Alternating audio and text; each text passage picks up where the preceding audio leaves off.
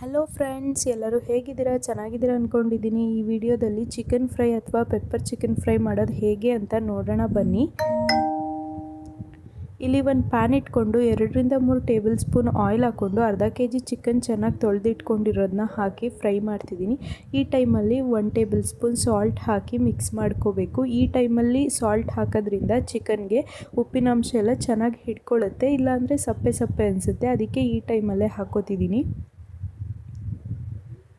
ಈಗ ಇದಕ್ಕೆ 2 ಚಿಲ್ಲಿ ಹಾಕೊಂಡು ಫ್ರೈ ಮಾಡಿಕೊಂಡೆ. ಇಲ್ಲಿ ಒಂದು ಚಿಕ್ಕದಾಗಿರೋ ಈರುಳ್ಳಿನ ಸಣ್ಣ ಸಣ್ಣದಾಗಿ ಕಟ್ ಮಾಡ್ಕೊಂಡು ಇಟ್ಕೊಂಡಿದ್ದೆ. ಅದನ್ನು ಸೇರಿಸ್ಕೊಂಡು ಟ್ರಾನ್ಸ್ಪರೆಂಟ್ ಕಲರ್ ಬರೋ ತನಕ ಚೆನ್ನಾಗಿ ಫ್ರೈ ಮಾಡಬೇಕು. ಈಗ 2 ಟೇಬಲ್ ಸ್ಪೂನ್ ಶುಂಠಿ ಬೆಳ್ಳುಳ್ಳಿ ಪೇಸ್ಟ್ ಆ್ಯಡ್ ಮಾಡ್ಕೋತಿದ್ದೀನಿ. ನಿಮ್ಮ ಹತ್ರ ರೆಡಿಮೇಡ್ ಇದ್ದರೆ ಅದನ್ನು ಹಾಕ್ಕೊಳ್ಳಿ. ಸ್ವಲ್ಪ ಕೊತ್ತಂಬರಿ ಸೊಪ್ಪು, 8-10 ಕರಿಬೇವಿನ ಸೊಪ್ಪು ಹಾಕಿ ಫ್ರೈ ಮಾಡಿ. ಪುದೀನ ಸೊಪ್ಪಿದ್ರೆ ಅದನ್ನು ಹಾಕ್ಕೊಳ್ಳಿ. ಈಗ 1 ಗ್ಲಾಸ್ ನೀರು ಹಾಕ್ಕೊಂಡು ಇದನ್ನು ಚೆನ್ನಾಗಿ ಫ್ರೈ ಆಗಕ್ಕೆ ಬಿಡ್ತೀನಿ. ಇದೆಲ್ಲ ಡ್ರೈ ಆಗಬೇಕು. ಈಗ ನೋಡಿ, ಇದು ಸ್ವಲ್ಪ ಡ್ರೈ ಆಗಿದೆ. ಈ ಟೈಮಲ್ಲಿ 1-2 ಟೇಬಲ್ ಸ್ಪೂನ್ ಪೆಪ್ಪರ್ ಪೌಡರ್ ಹಾಕ್ಕೊಳ್ಳಿ.